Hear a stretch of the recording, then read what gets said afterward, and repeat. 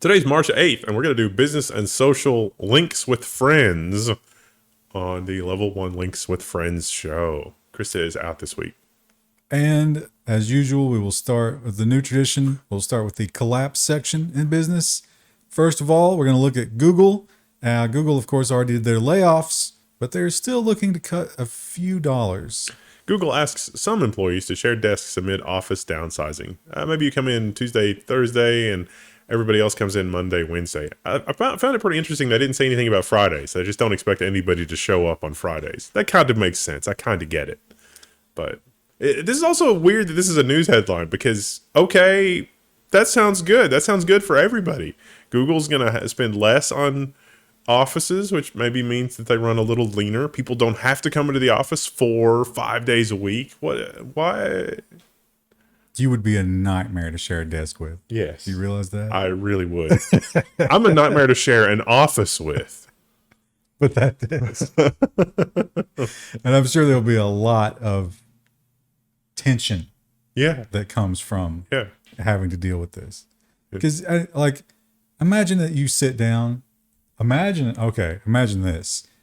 You being you immediately swap the keyboard supplied by Google with some hipster keyboard. Yeah. And then you come in the next day and there's like all kinds of nasty crumbs and crap all over. I don't even have to imagine what that would be like. It used to be the case that there was a machine that I had to occasionally use here in the office that had the Dvorak keyboard layout, and it was just like, oh, Jesus Christ. I have to remember the Dvorak key layout when I sit down at it to use it because I get that it's faster, but if you're Dvorak, you're basically saying, I'm only ever going to use this computer ever. Only me. Yeah. And it's not realistic. I know it's worse, but it's what we've got. It's like Dvorak, and let's not even bother changing the keycaps. Hard mode. Yeah. And we learned last week or the week before that Google had fired the cafeteria robots. They are probably being disassembled at this point. That's sad. But it turns out that is not, they didn't even stop there. Google parent Alphabet shuts down yet another robot project. Everyday Robots subsidiary will no longer exist as a discrete unit with team members and technology folded into other divisions. Listen, I'm here for a kitchen robot. We need a kitchen arm that's mounted on an XY table in the ceiling that can do the dishes and can help with meal prep. People will buy that like crazy. Remember, you ever watch some of the really old videos on the Internet Archive? Because when refrigeration was taking off versus the icebox, and then we got, like a proper gas stove and all the stuff that went with that, it wasn't like a wood burning stove anymore.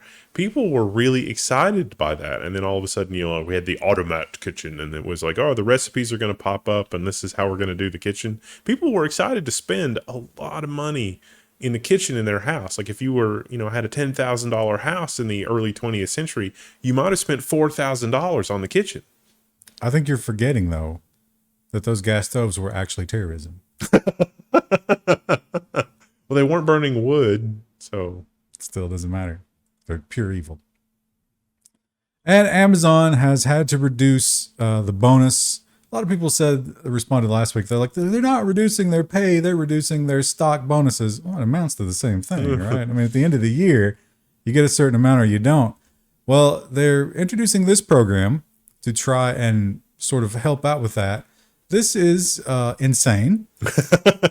And there's multiple levels of insanity here, though, which we can talk about. I imagine that by the end of the year, we'll probably hear about this bank going bankrupt and probably having to be bailed out. Amazon will let employees pledge stock for home loans amid employee frustration over pay. Was it bettersomething.com? Better. I think it's just Better is the name of the company. Oh, okay. So you don't sell your stock, you just use it as collateral, because if a bunch of Amazon employees sell stock, then it'll crash the stock price. And Amazon employees themselves recognize they shouldn't sell stock. But, okay, there's a lot of things obviously wrong with that. One, Better.com is going to have a higher interest rate, and because you're a captive audience, they're going to make more money on you. That's okay, all of that. But the second level of insanity is Amazon does this because they want their employees to be like owners. But then have they never heard the prisoner's dilemma? Like, Amazon shopping is objectively worse today than it was 5 years ago when you're trying to buy something or find something on Amazon.com. The scams. I've got scam Club 3D cables, like Club 3D DisplayPort cables, where someone had cloned the packaging, and the only real tell was that the QR code was poorly Xeroxed. But otherwise, it was a very convincing clone, but very low signal cable quality. And Amazon doesn't really care about the vendors or any of the other stuff that go into it, as far as I can tell, or counterfeit products, as far as I can tell, as long as it's good enough, a good enough counterfeit. And so the madness here is that if you have stock in Amazon and Amazon can play these games and it makes the stock better, you as an employee will look the other way. You as an employee are not incentivized to make the search better. You're incentivized to make the search translate to more dollars, which doesn't necessarily translate to a less frustrating customer experience. The most optimized customer experience for you, the Amazon shareholder, is the one that takes me up to, but not quite over, the point that I am most frustrated with Amazon as a company, and I have spent the most money, even though I am not the happiest. That's a distinction. But on a long timeline, let's say a 30-year mortgage, you're probably going to suffer from that. Yeah. I don't think they reevaluate. What happens is, and this is not even as good as it sounds, they give you only 50% of that stock price collateral. And the interest rate's worse. Because they're baking in possible stock loss. Mm-hmm. Now, if Amazon loses 50% of its stock value, you're probably going to lose your job anyway, and your house. But it's still not good value. You could sell your shares, put that as collateral. Well, you could sell your shares, but then if everybody sells their shares, the stock price will tank 50%. It's a bad idea. But we'll see what happens. And we'll enjoy commenting on it, I'm sure. Fun times. And the layoffs are not done. There are still a couple of companies that have held out this long. Ericsson to lay off 8,500 employees. I thought it was Sony Ericsson. It's weird how Sony Ericsson until the layoffs happen, and then it's Ericsson. Yeah, those mergers where they join the names, eventually one of the names falls off. What's going on with that?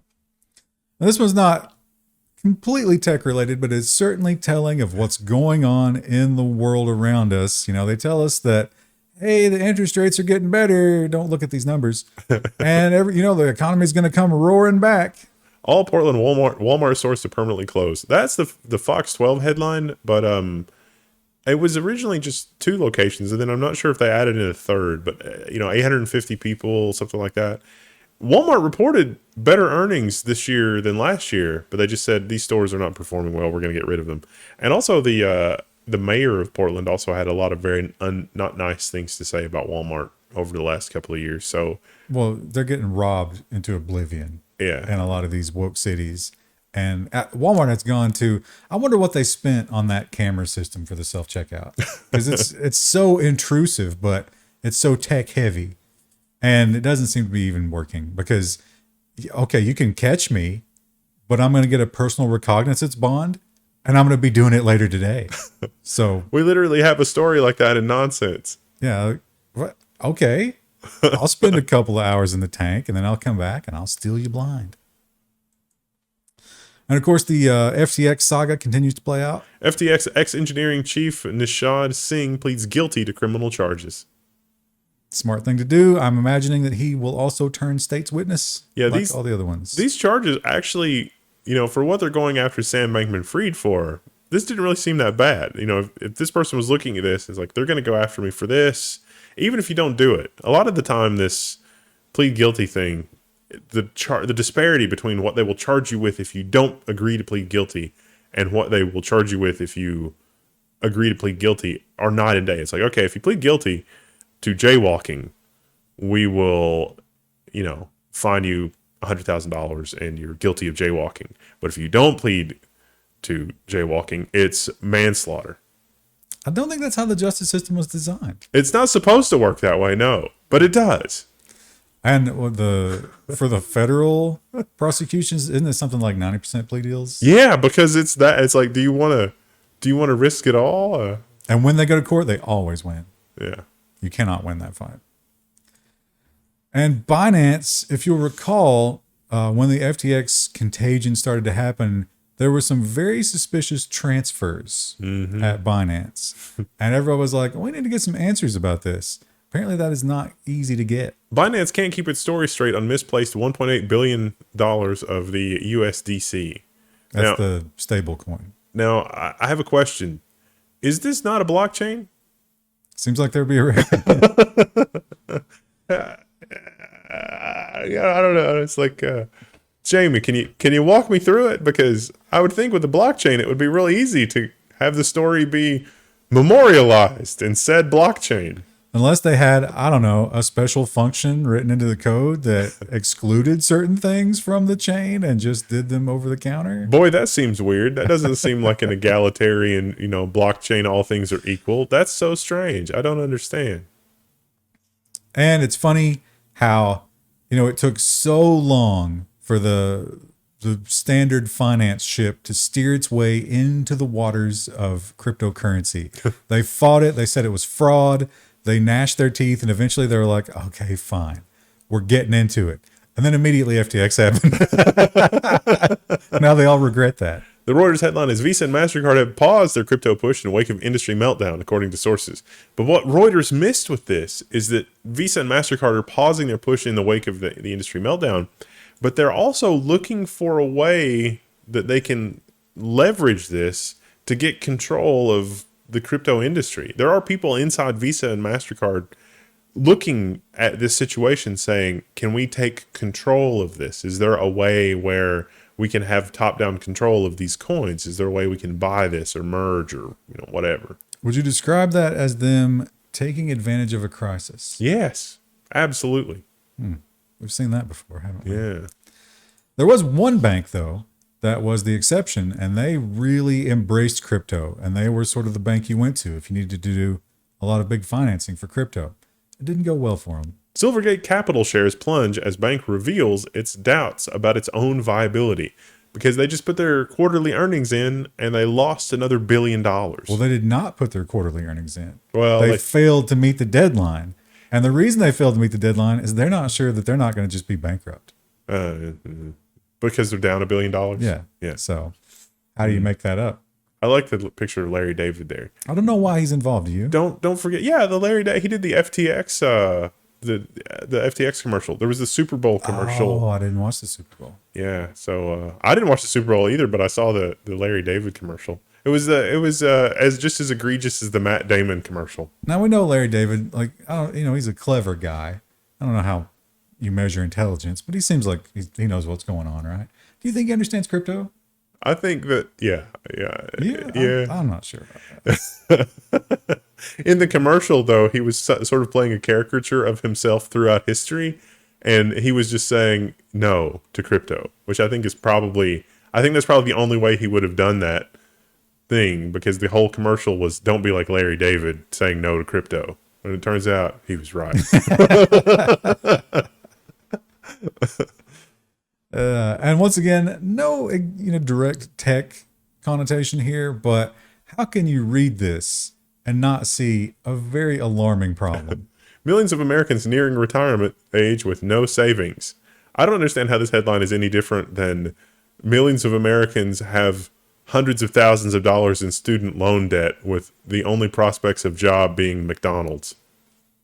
So they pointed out this 66-year-old woman. She was working 11 hours a day trying to make ends meet. Now, she did describe her story, and she described how she was just sort of the person who spent money whenever she got it. She didn't really think about it. And she adopted 3 kids. That was probably not the most fiscally prudent thing to do. Theoretically, she should be able to get some Social Security when she retires, which is what, 67 at this point? I think they raised it, right? It used to be 64 and a half. Now I think it's 67 and a half. But if she's not been paying in, she probably won't get a lot, right? Well, she should have been paying in. I mean, I don't think she would have had a choice to pay in. She had to be paying in something if she was employed. But I mean, I've got some working years ahead of me, and I'm a pretty heavy saver. I'm still terrified. Yeah. Yeah. I mean, it is, because if you're working without a company or government-based retirement plan, it's looking pretty dicey. And the government, or I mean, the company-based retirement plans are absolutely worthless because the venture capitalists and the private equity people will go in and raid that. Sears for the longest time had one of the most amazing, stable, like you will suffer at Sears because the retirement plan is amazing, and we saw how that turned out.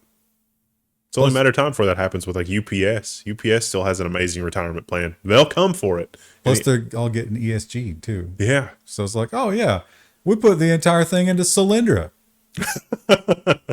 Who could have seen that coming? We didn't want to be like Larry David. Well, moving on to some software. Now, the Windows 11 taskbar has had a rocky history. Still, it's pretty garbage. They have not done a lot of good things with it. They've added features that people don't want, like more ads and stuff like that. The aforementioned thing I was describing with Amazon is literally how they build the start menu these days. So can this turn it around? Microsoft brings new AI-powered Bing to the Windows 11 taskbar. Gonna talk to your taskbar. Maybe you can ask it why it's so bad. There are some useful features with this that Microsoft has planned, like Power Automate, bringing some of the AI features into Power Automate. If you haven't used Power Automate, you really should check it out, because if you do mindless, repetitive things, Power Automate can make the mindless, repetitive things less awful. Eats up a lot of storage, though. Yeah, it does. And Windows Defender, now we have a new kind of Windows Defender. We have the built-in Defender, and now we have this new anti-malware Defender, which is still called Defender. It's a little confusing, but don't worry, you don't have a choice. Microsoft Defender app now force installed for Microsoft 365 users. What's different about this app is that it creates a control panel online in your Microsoft 365 account that shows your phone, laptop, desktop, computer, etc., and the state. So you have a second place you can look at to say, hey, my phone hasn't checked in a while, but I'm still getting Defender updates on it. Maybe there's malware on it that's faking the state of things. You can also kick off scans from there and get a report as to, what malware and threats it's seen. This is not terrible, probably, but it's really meant to deal with long-term threats, because Microsoft sees the horizon where once they look at your LinkedIn and figure out that, you're the CEO's assistant or something, then you're going to be targeted relentlessly. And being able to see threats and see that somebody sent you a virus with an attachment in your Outlook, and there was some app that had a similar virus, and something weird happened on your phone, being able to see that in one place is maybe useful to say, hey, wait a minute, somebody's attacking my stuff. Amazon, they've got this Kindle Unlimited program, which is, you get a certain amount of free books every month, and you get points when you buy books on Kindle and stuff like that. It's the company store for books, basically. And if you're an author, much like the Xbox Game Pass and these subscription services, you can make an agreement like, okay, I'm going to put my book on Kindle Unlimited. I realize there's no sales from that. You're going to pay me a stipend just based on the being able to have my book. And Amazon says, yes, we will do that, but your book can't be anywhere else. Only Amazon. And they are very, very serious about that. Maybe so serious that it goes into insanity. Amazon removes books from the Kindle Unlimited store or unlimited plan after they appear on pirate sites. So an author said, but I pay a third party to send DMCA takedown notices. Here's the receipts. And Amazon said, we don't care. You're out. Yeah. It's up to you to stop piracy. I actually think this is a kind of reverse situation to get authors riled up for more lockdown and controls and DRM. I think Amazon is looking at this and saying, we can weaponize the authors themselves by creating this kind of dystopian situation where they suffer. And then they'll be calling for more lockdown and more device controls, which will only benefit Amazon. Plus, with the voice AI revolution, audiobooks, there ain't going to be no more audiobooks. It's not going to matter. You don't need people to read books anymore. Just get the text somehow. So they got to lock everything down right now to be able to save that. And the walled garden of the App Store, Apple will tell you the benefit here is that we curate this. We make sure it's good. and we give you all this value. Demonstrably false. And now we have a whistleblower of sorts. The Guardian headline is, I was an App Store games editor. That's how I know Apple doesn't care about games. And then this article explains all the ways in which Apple doesn't care about games. I learned a couple new things. But mostly Apple, yeah, they don't care. They don't see it. I mean, it makes money, but they don't see it as a big thing to worry about, I guess. I never play mobile games. You still ever play Pixel Dungeon? Every now and then. There's a bunch of versions of Pixel Dungeon. I know. You know what? When I was in the waiting room in the hospital, I was like, maybe I should just grab Pixel Dungeon. And then I looked, and there was like 8 million versions. Yeah. I was like, which one doesn't have the malware? Exactly. One of these is going to be bad, right? One of these is a scam. How do you know? Roll the dice. Yeah. One good thing about the collapse of FTX and the overall economy, yes, that's right, there can be some good things about it, is that NFTs kind of went away for a while. Yeah. We didn't hear much about those, and that's nice, but Spotify's not done with them. Spotify is testing playlists that could be unlocked by NFT holders. The NFT is the playlist, I guess. I really don't understand enough about music to know why this is valuable. Well, but see, here's my question. I don't think the music itself is locked away by the NFT, right? Just the list of it. Right, yeah. So one person gets it, makes a copy of it, shares it publicly, and it has no value now. Right. Like what? You could copyright it. I mean, you could theoretically. Remember, there are those cases where certain people have copyrighted various Magic the Gathering deck configurations, and that is the quirk. What if I did it in reverse? No, it's just the contents of the deck, so you can protect that. But you can resort your playlists. So what if I released a playlist and I was like, hey, these are all the same songs that are on the NFT playlist, but don't sort by this. Don't sort by year. God help you. Or whatever. That just seems ridiculous. And the App Store battle is raging on. You know, the Windows users are like, what? There's an App Store? There is? Really? What? I didn't know that was. And then, of course, the app. And then Android people, they can't talk to you because they have malware. They can't use their phone. But what about the Linux users? It is a nightmare to use all the various different, they're not app stores necessarily, but that's what they want them to be. Linux desktop powers consider, what about? It's a weird headline. Yeah. Linux desktop powers consider uniting for an app store. Okay. GNOME and KDE, Flatpak, not Flatpak, Flatpak. Flatpak's what they're going to use. Yeah. But a unified app store. Yeah. Because, if you're going to go and install software on Linux, when you go to the GitHub or whatever, you go to the README, there's going to be 8 different sets of instructions. Yeah. And that is just ridiculous. But if they bring it all together, are they going to immediately introduce the same problems that Apple and Microsoft are There's having? 9. It's like, we have apt. What more do we need? It's like, what about the RPMs? We have Alien. Alien is fine. But some people are not going to like that. And they're going to fork it.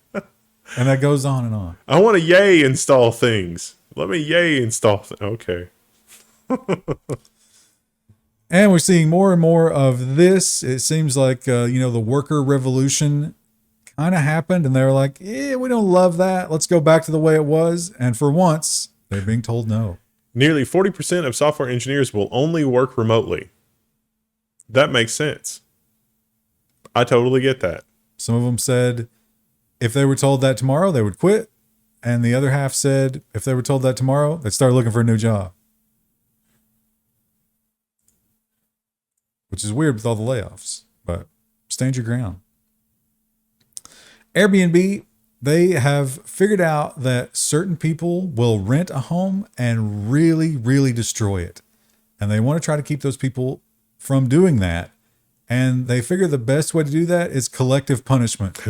Airbnb is banning people who are, quote unquote, closely associated with already banned users. Do you live in the same house as someone who's a problem? Or next to someone who's a problem? Get out. Or Facebook friends? Do you think though you'll be able to submit, be like, I've cut them off entirely. They're dead to me. Here's my proof. Please. Only if you give them 6 months of GPS history and they're not able to find an overlap. And install an app on your phone. So watch out for that. Moving on to hardware. Do we have a new fastest CPU for gaming? We do! The Ryzen 9 is 7950X3D, no compromise gaming and creator performance. Although if you just want gaming, you should wait for the 7800X3D because the 7950X3D gives you gaming and 16 cores, but gaming on just 8 cores, if you're just into gaming, you're going to have a better time with the 7800X3D. But that 3D cache is on both of them. Yeah. So both will do a great job. The X3D is just AMD flexing their packaging. I love that AMD is able to, like, it seemed like if they're not being eaten alive on the cost of packaging, the fact that they can just slice and dice little cheap pieces of silicon together and put it on one CPU and say, here you go. That's the future. So it's also a smart move. While Intel is sort of languishing, don't let your foot off the gas. Yeah. When you're ahead, get more ahead. That's what you do.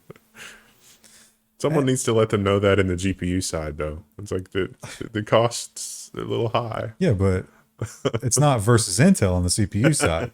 They have a more of a competitor there. Yeah. Now, if you want to utilize that amazing processor, you're probably going to need a lot more I/O out of your storage. And if you have deep pockets, PCIe 5 is ready. First, PCIe 5 M.2 SSDs are now available and predictably expensive. There is a picture of an Aorus SSD in here. Micro Center is also selling inland. I can't help but notice that these SSDs have revised down their speeds. You know, when we were hearing about these in November and December, they were talking about 12 gigabytes per second transfer speed. But the reality is that no one's making NAND chips that fast. You have to sort of bend the flash chips to get them to where that they're that fast. And so these top out at about 10 gigabytes per second, but even that is technically an overclock of the NAND that they're built with. That is a beefy heat sink. Yeah. Oh, yeah. And they run hot. PCIe 5, I mean, it makes sense. You know, 4 PCIe 5 lanes is as much as 16 PCIe 3 lanes. Remember when our GPUs were 16 PCIe 3 lanes? That wasn't that long ago. And this GPU needs 4 PCIe 5 lanes. And Nvidia still offering some new features on its 30 and 40 series cards to compete with old AMD. Nvidia's latest GPU drivers can upscale old blurry YouTube videos. The video super resolution feature is here for Chrome and Edge for RTX 30 and 40 series GPUs. Basically what it does is AI upscaling. It looks at the video and says, let's scale it up. Don't have to do anything, just install the driver. So easy. And this is going to be a big shakeup in the phone manufacturing world if this turns out to be true. And I think we can assume that it will be, because why else would they say this? It's not going to do anything good for their stock price. Qualcomm CEO says he's expecting Apple to use its own modems in iPhones in 2024. I would say this is true. And again, I think if our Congress critters were serious about doing antitrust regulation and looking at what's going on, they really should look deeply into the Qualcomm versus Apple lawsuit from a couple of years ago with a side of Intel mixed in with Intel's 5G modems, because Apple really wanted 5G modems from Intel, maybe to even buy Intel's 5G division. I don't know. They didn't they? Well, they bought some things, but not. It's complicated. It's a complicated, like, frenemy type situation. But Apple doing this in the 5G space is definitely something that should be regulated from an anti-competitive standpoint, because their behavior with the whole Qualcomm Intel thing already was probably, I'm surprised that it hasn't attracted, Lena Khan or somebody like that to say, what are you doing? You've broken at least 3 or 4 federal laws here. Her plate's kind of full. And the China situation, if you're Apple, that has to be a big red flag. Every time you sit down for a high-level meeting, it's got to be like, the China war situation. What are we doing about that? And it seems like what they're doing is pressuring suppliers. Apple suppliers are in a rush to leave China, says the AirPods maker. Vietnam, India, hot new Philippines. destinations. A lot of Philippines. Good news for your short-term economy. Probably not great news for your environment. Government's probably going to get some kickbacks. Probably going to be some corruption there. Well, the Pixel Watch, they are just a few years late on stealing this feature, but they finally got it. The Pixel Watch's promised fall detection is finally rolling out. Just like the 2018 Apple Watch. Oh, that's a jab there. It can call after a hard fall. It also comes during a time when we're finding out that the fall detection in the Apple Watches is causing a lot of problems on ski resorts and roller coasters and things like that. So I imagine they have the same problem, right? Yeah. I'm really tempted to get Mom an Apple Watch so she can wear it, and if she has problems, she can fall, or she can call if she has a fall or whatever. She loves attention from you so much, though. She'll just be like throwing herself onto the ground. Just throwing the watch. It's like, Mom, you have to be wearing it for the watch to call me. Put it on the cat. Yeah. And rollable, slidable, bendable stuff. It took a little break because, everything got weird, but they are not giving up on this. This is the tech of the future. They demand it. Mobile World Congress is behind us, so we have headlines like Lenovo's rollable laptop and smartphone are a compelling unfinished pitch for the future. So this laptop, when you unfold it, it unfolds like a laptop, but then the screen gets really super tall. It's motorized, and it just zoop, and it unfolds. Not very quickly. I wonder how many minutes you think you lose off the battery life when it extends the screen like that. You think the person on the airplane will understand? It's like, sir, you need to put away your laptop. We're preparing for landing. It's like, I'm waiting for the screen to retract. What do you need from me? Compliance. And it's Xiaomi? Xiaomi? I think so. Their slogan should be Xiaomi the money. But they've decided to throw their hat in the AR glasses ring. I don't think they got these small enough. No. Xiaomi shows off its new wireless AR glasses. Scroll down so everybody can see. They've got cameras on the front because, of course. Doesn't look cool. They I guess they're going for kind of like the ski goggle look. I don't know. Doesn't look comfortable either. But you can get it, I guess, eventually if you want it.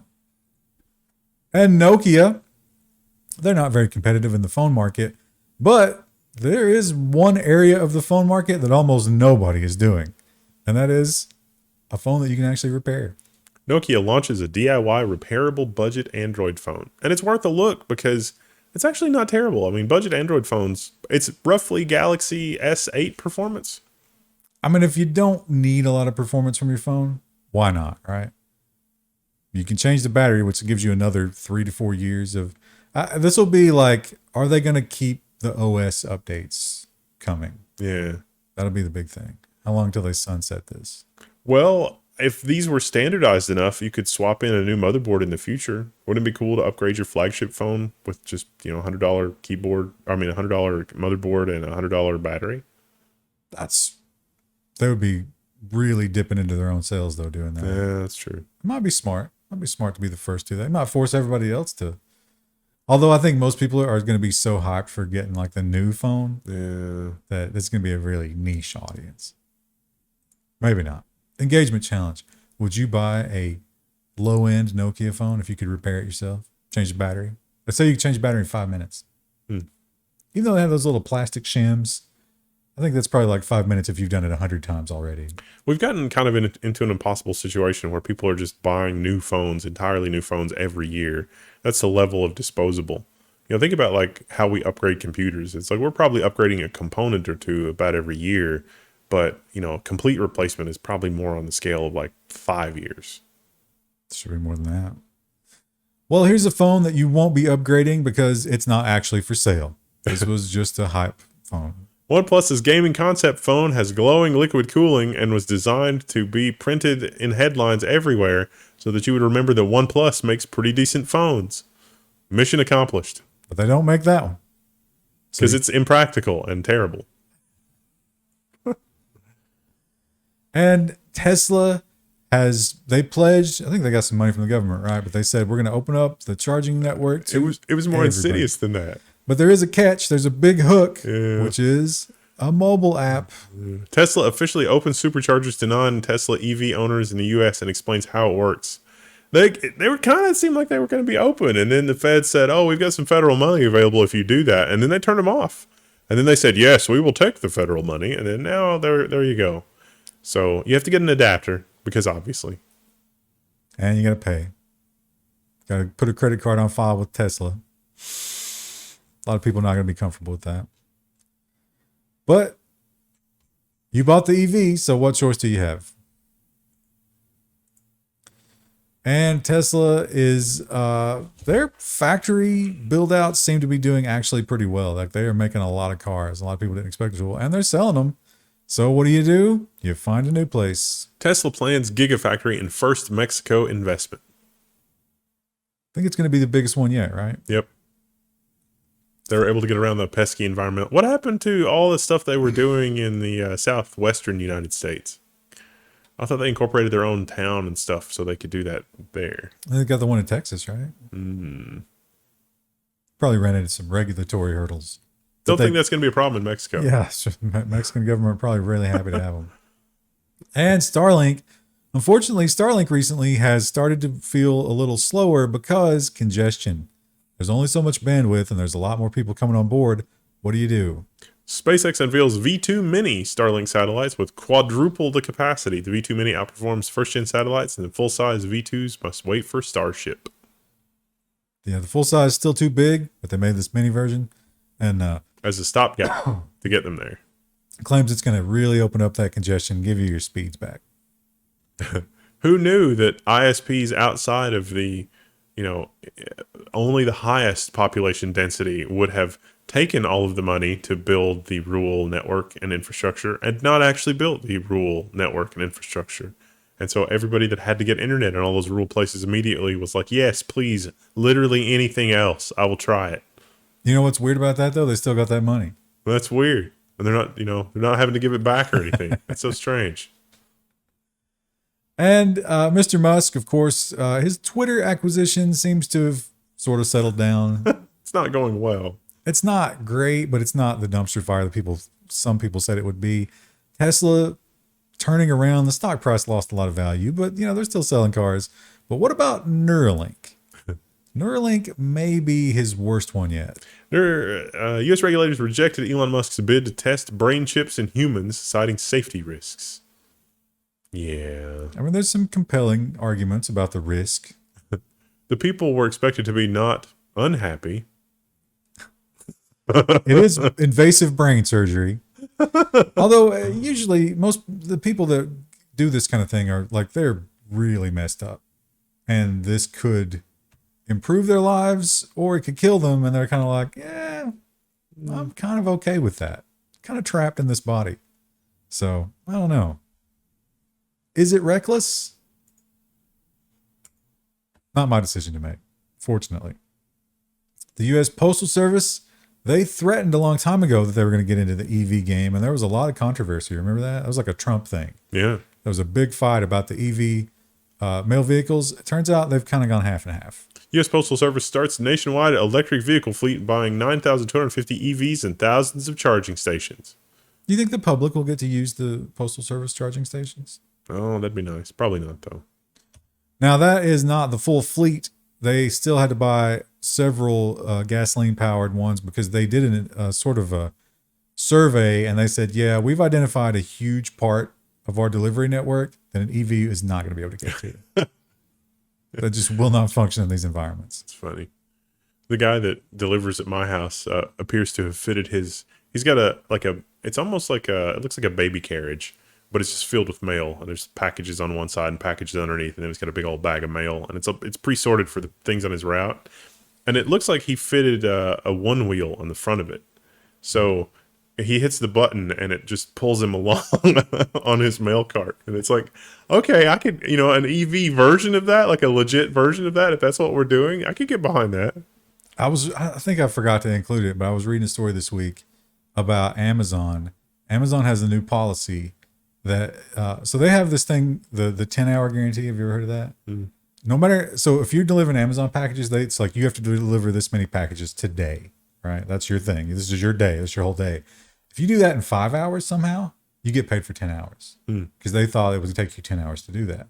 So the drivers love that. If you get stuck in someone's driveway, you lose the 10-hour guarantee and they suspend you for a week. And they expect you to walk up to 1,000 yards to avoid that driveway. That's just madness. But I imagine that is similar to the like the EV USPS vehicles. It's like, no, you are not going to get that to that mailbox. It just won't work.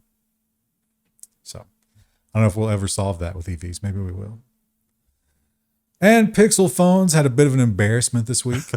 YouTube video causes Pixel phones to instantly reboot. Google's Tensor chip seems to choke on this 4K HDR clip of Alien. Interesting. I will upscale or I will die. There is no middle ground. There's no graceful failure. I can't wait there's a dude inside the NSA right now who's emailing all of his colleagues that's like, I figured out how to upload a video to remotely root phones. Let's test that. Now, this is just horrific. We don't need this. This is unhygienic, and it's so uncanny valley. Why? New device from China allows couples to simulate kissing over their phones, according to Eyewitness News 7, because no one else would carry the story. What's the paywall alternative? Look at, I think this has got to be like reverse propaganda, right? Like, so we run this so that authorities in China can show their citizens how dumb we are. It's like, look what they're doing. They ran that. No one in China has this. This is just madness. Yeah, I don't know. It's got to be the reverse propaganda. It's got to be. There's no way that you're going to be able to properly clean that. No. And are you going to carry it around with you? It's wild. Now, your internet going out is a nightmare. It's a horrible thing. We all hate it. In Oakland, the reasons for it are not quite the same as in the rest of the world. Comcast experienced an outage in some parts of Oakland, and bullets caused damage to fiber.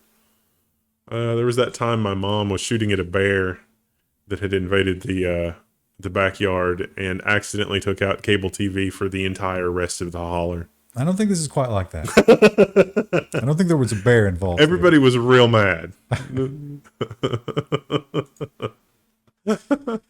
And we've talked about this before, the organoids, which is a kind of a fun way of saying slave brain cells that we just use for various. I mean, this is a servitor, right? Yeah. This is the step one, the baby step toward servitors.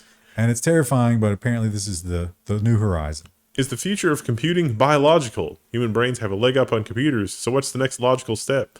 Yeah, your brain only uses, 15, 25 watts. And it can do a lot of calculations. Yeah. And it's kind of like self-healing. It maps itself out automatically, looks for new connections. But, I mean, once we start putting ChatGPT into organoids, we're really crossing the line there. There is a lot of episodes of Star Trek that explored every angle of this. It never turned out well. No, it was always bad. And again, we go back to the whole, like, what is piracy and what is just format shifting, right? So it's not even format shifting. Here's a pro tip. If there's a site that you use that has a paywall that uses a CDN like Kaltura, for example, all you got to do is sniff out that M3U playlist and feed that to either YouTube DL or VLC or whatever. It'll happily play it. What do they go to? Pull down each of those little individual pieces and put them all together for you. It's beautiful. They don't want you to know that. The Verge has the headline, you can watch Pluto TV and VLC, and the MPA considers this piracy. So, yeah, this is just a list of URLs. Like, these are RTMP services that use the RTMP standard, or streaming MP4 standards more loosely. And the ads are baked in. And so this isn't removing ads. This isn't a rehosting content. This isn't downloading or doing anything. This is just a list of places on the internet where those services exist. And if you watch one of these, you will get an ad. And the ad is what supports the stream. And so this is a list of places you can get that was taken down from GitHub. But via DMCA takedown notice. If you have a website that gates it from a login, it removes the need for that because they're giving you the raw M3U when you look at that player. At least some of the sites in this list do not require an account, though. So, and I don't think Pluto TV was mad about it, right? No. It was just the MPA. Yeah, because the more people watch the streams, the more ads you get. This is like forcing you to only have a sanctioned over-the-air receiver. It's like, that's an RF signal. It's not encrypted. I can receive it on my toaster if I want. You can't say anything about that. That's established law because they tried to do that in the 1930s and 40s. They would still say something about it. Yeah, yeah. They don't care about the law. They say, oh, you've got laws, we've got lobbyists. Yeah. So this kind of mistake should be the corporate death penalty. The MPA does this one too many times. It's like, oops, sorry. By force of law, your organization is dissolved. They've done it 500 too many times. Yeah, 5 billion too many times. And a little bit of social media. Man, the social media section is anemic compared to what it used to be. They've fallen from grace for sure. This is Meta AR's VR roadmap for the next 4 years. So Meta shared, it's like, this is what we want to do for the next 4 years. I'm not seeing it. They're still sticking to the metaverse thing. He's not letting that go, but he has sort of pivoted a little bit and is like, okay, maybe we'll try the AI thing. Yeah, but the end of the roadmap is a brain interface. Yeah, well, let's hope we're dead by the time that comes around. That's only like 3 years. And part of the pivot to AI is like, well, what can we do with it that's unique? I guess we just put it in all of our existing products. Meta is working on AI personas for Instagram, Messenger, and WhatsApp. So what if instead of Danny DeVito being on Cameo, Danny DeVito is on AI personas, and I can download the Danny DeVito AI persona, and I've got Danny DeVito coaching me on how I can make my garlic tofu.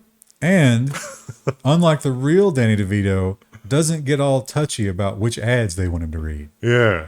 Like, oh, you want me to do some crypto ads? No problem. The first one might be Bruce Willis though, because we're in that universe. Well, we know that James Earl Jones has already sold his. Yeah. But that's Disney. Right? Those are the only two personas you can take. It's like James Earl Jones. It's like, we're gonna make a peanut butter and jelly sandwich with James Earl Jones. That'd be good. Oh, I hope that's not tornado-related sirens. And Meta, again, a little bit of a pivot to AI. They don't really have anything to show us yet, but they're going to tease some high-level stuff. Meta has new machine learning language model to remind you that it does AI too. Oh, again with the harsh headlines from The Verge. They deserve it. It wasn't even a demo, really. They just said, hey, we can do this. Yeah, basically, kind of like, what some of the other companies doing. It's like, oh, yeah, we'll be the repository for models. You can choose from all these different models. These are the meta models. Now, they claim that there's going to be 3 of them. They say the baby model is a little bit less than ChatGPT. Mama bear model is going to be almost exactly as good as ChatGPT, and then daddy bear model is going to be better. So, what an amazing nothing burger of an announcement. It's called Llama. TikTok is how do you admit that your product is addictive but then do nothing to really stop it, but seem like you're trying to do something to stop it? That's what TikTok is doing here. TikTok will limit teens to 60 minutes of screen time a day, but you can turn that off. Don't worry. It'll nag you again in 100 minutes, but it won't stop you. It'll let you keep going. I think maybe with the parental controls, you can set it for your child and set the limit, but how many parents do you think actually do that? Very few. How many are technically capable of that? Very, very few. Most parents are not technically capable of handling email, let alone. It's unfortunate. And we know 50% of them don't have any savings. These are people with bigger problems. And Mastodon got its big shot in the arm when Musk bought Twitter, but I think ultimately it proved that people were not willing to go with the decentralized platform. A little too complicated, which is bad news for Jack Dorsey because he's made the exact same thing. Jack Dorsey-backed Twitter alternative Blue Sky hits the App Store as an invite-only app. But he's really, really wishing they could have launched this at the beginning of the Elon Musk bid to take over Twitter rather than... Probably did a lot of crunch just to get to this part, right? Yeah. Just like, oh, we got to strike while the iron's hot. Well, the iron's not hot anymore, bro. Mid-March 2023. Most of the Mastodon people have slunk back to Twitter. The promise of Blue Sky is good. Decentralization. You don't have a lot of control over this stuff. You can pick which kind of thing you want. There is sort of moderation and meta moderation stuff planned in the API and how its version of a blockchain works. But yeah, it's an uphill engineering battle in a lot of ways. And you have to expect a lot from your users. Yeah. That's the problem. Somebody's got to make that just dead simple. But you could make the argument that the worst part about Twitter is the fact that all the people who aren't willing to put anything into it are there, and they're horrible, and they ruin Twitter. It's almost like, you know, SMTP, the protocol. Have you ever, telnetted into a mail server and constructed an email? Yeah, just that's using, ridiculous. Yeah, it's almost like somebody wanted to reimagine Twitter as that, but it was a tech bro, and it's just layers and layers of like crypto insanity instead of the SMTP stuff seems reasonable by comparison. I don't know. I mean, in a perfect world, we just expect people to be better, right? Yeah. It's like, just learn. But in reality, people are like, no. I stopped doing that when I was 18. I mean, Not going back to it now. SMTP and Usenet and those older messaging protocols, those were reasonably decentralized enough and reasonably able to be implemented by a whole bunch of different clients. And We don't talk about those. what? Do you remember what I just said about the horrible people showing up? Yeah. We don't talk about those. Yeah. So it seems like we just need a modern version of that, and that's what Jack Dorsey's trying to do. But I don't know if we'll get there. I don't know why, but the MPA seems ignorant of that still. Let's keep it that way. And Elon Musk has always been a big fan of signaling how hard a worker he is. Now, exactly what he's doing in these offices is a bit of a mystery to me. Yeah. He's not an engineer himself, technically. I'm sure they're not letting him, dig into the brass tacks and get in there and 3D model stuff. But he insists on being there and doing things. Some people apparently thought that they could do the same and impress him. Sleeping in an office does not save your job, Twitter's top executive finds. So this picture is really old. It's like, okay, we're going to go in hard mode. We're going to go in Twitter goblin mode and get this done. She was let go. Her response was actually like, she really stuck with the company line. And she said something like, those of you who say that, oh yeah, here we go. It's like, oh, hard work was a mistake. You got it all wrong. I think the thing that might motivate me to do that for a job is one wherein I'm getting a lot of money for not a lot of work. If I was sitting around all day and they were paying me, $250,000 a year and I wasn't doing much, it's like, yeah, I'm going to sleep at the office or whatever. If that's all they're asking of me, okay, whatever. Sounds good. I don't care. But do you think that added any value? No, not at all. Yeah. Zero. But if they're going to pay me to just, and I can screw around to work, okay. I mean, that seems fine. Well, Musk ain't falling for it. He's not falling for it, but he kind of asked for it in the beginning. It's like, oh, I think you're going to have to do this in order to do things. It's like, well, that's not somewhere I want to work. Well, he made the announcement, when they were like crunching to try to build those Teslas. It's like, oh yeah, we're going to be here around the clock. Just get used to it. You going to give me some equity in this startup? I mean, how's this going to work here? Twitter shares. Those aren't. If those were voting, I mean, and there was enough of them, I mean, maybe.